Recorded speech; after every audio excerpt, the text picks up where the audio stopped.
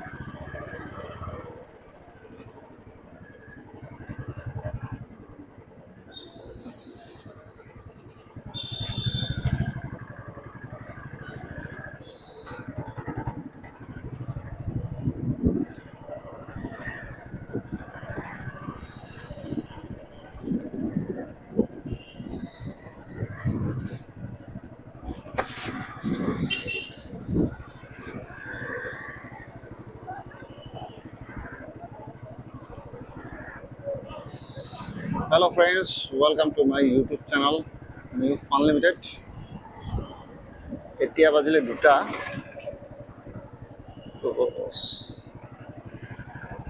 এজন বন্ধুৱে মোক ফোন কৰিছিলে। যোৱাবাৰো মই তেওঁলোকৰ যোনটো ফাৰ্ম খুলিব, যোনটো সিহঁতে খেলৰ কাৰণে যোনটো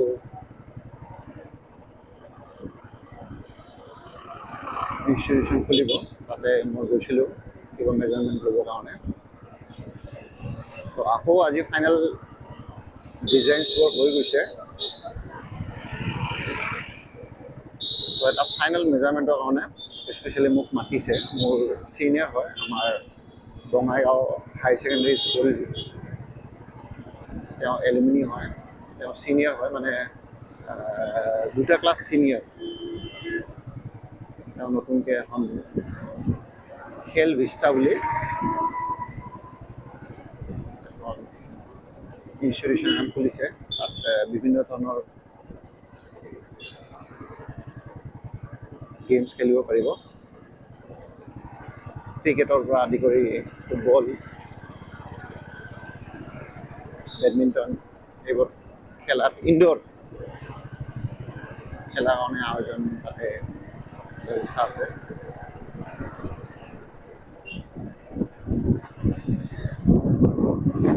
এইখন আমাৰ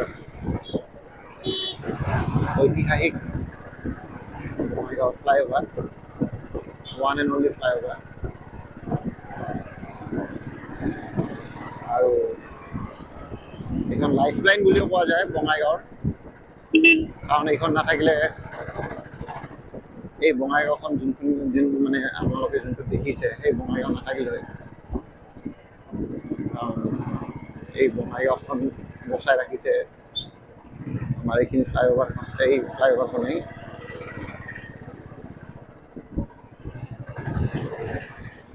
ট্ৰেফিকৰ পৰা বচাই ৰাখিছে আৰু ডে বাই ডে গাড়ীৰ পপুলেশ্যন, নাম্বাৰ অফ কাৰ্ছ সদায় বাঢ়িয়ে থাকে। তো এনেকুৱা ফ্লাইঅভাৰ খুব দৰকাৰ, এখন নহয় 2খনেই দৰকাৰ আমাৰ বঙাইগাঁৱত। কিছুমান এৰিয়াততো ফিল হয় কি ইয়াতে ফ্লাইঅভাৰ হ'লেতো ভাল আছিল।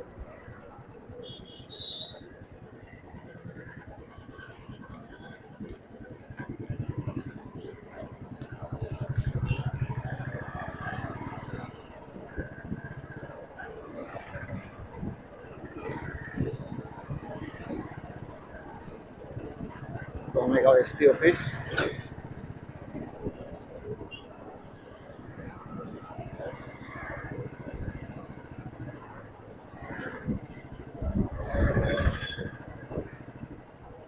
আৰু এইখিনি পাগলা স্থান আমাৰ আৰম্ভ হ'ল।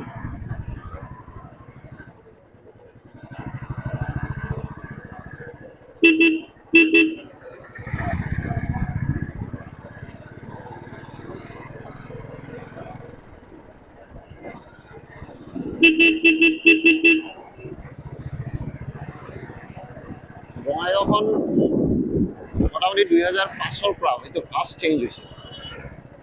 2005-ৰ আগত মানে ডেভেলপমেণ্টৰ নাকে বৰাবৰ, কিন্তু 2005-ৰ পৰা, চৰি 2005 নহয়, 2015-ৰ পৰা, 2015-ৰ পৰা বঙাইগাঁৱত মানে এটা ৰিভলিউশ্যন আৰম্ভ হৈছে, মানে ডেভেলপমেণ্টৰ ৰিভলিউশ্যন।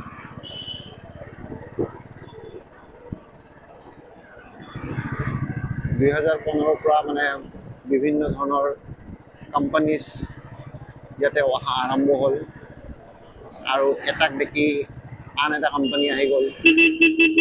ধৰি লোৱা কোম্পানীৰ বোৰ্ডটো ধৰা বাহিৰৰ পৰা, নেশ্যনেল হয়, ইণ্টাৰনেশ্যনেল হয়, তেনেকুৱা কোম্পানীবোৰক দেখি আমাৰ লোকেল বিজনেছমেনো আগবাঢ়ি আহিলে। তো এইবোৰ যে বিল্ডিং আপোনালোকে দেখা পাইছে, এইবোৰ বিল্ডিং আগতে নাছিলে। সেইটো এটা বিল্ডিং নতুনকৈ কনষ্ট্ৰাক্ট কৰা হৈছে, এইটো এটা এম পি জলৰ বিল্ডিং, এইবোৰ চব নতুনকৈ এইবোৰ কনষ্ট্ৰাক্ট কৰা হৈছে। তেতিয়া আৰু 2015 পিছৰ এইবোৰ চব বিল্ডিং, এইটো এটা নতুন বিল্ডিং ভাড়া হোৱাই নাই, হ'ব।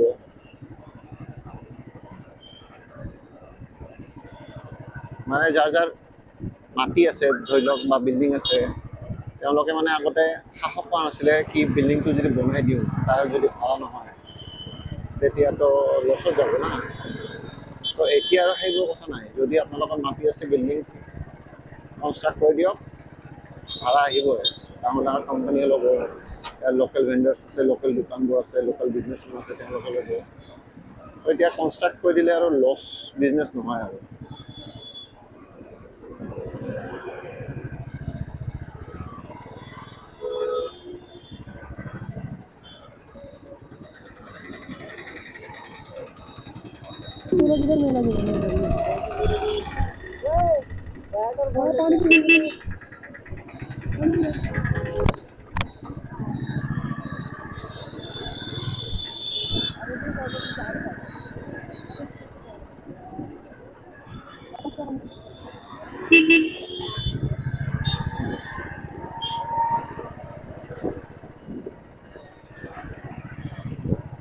এই চকটোৰ নাম হ'ল জুবিন গাৰ্গ চক। সেই বেনাৰখন লগোৱা আছে জুবিন গাৰ্গ চক বুলি। এখন এখন BOC গেট হ'লেও এই চকটোৰ নাম হ'ল জুবিন গাৰ্গ চক। তো আমি এই চকটোৰ নামটো আমি ইউজ কৰিব লাগে মুখে মুখে। BOC গেটৰ ঠাইত আমি জুবিন গাৰ্গ চক বুলি ক'ব লাগে। আমি যদি মুখে মুখে কওঁ, তেতিয়াহে এই চকটো ধৰি লওক প্ৰচাৰ হ'ব, প্ৰচলিত হ'ব। আমাৰ মৰমৰ জুবিন গাৰ্গ এতিয়া আমাৰ মাজততো নাই। তো আমি এনেকেই মনত ৰাখিব লাগিব তেওঁক, স্মৰণ কৰিব লাগিব তেওঁক এনেকেই।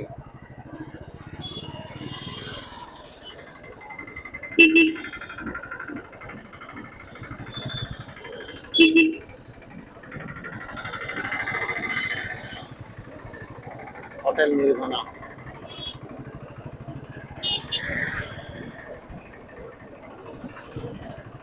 আৰু নেক্সট হ'ল হোটেল জাহ্নবী ৰিজেঞ্চি।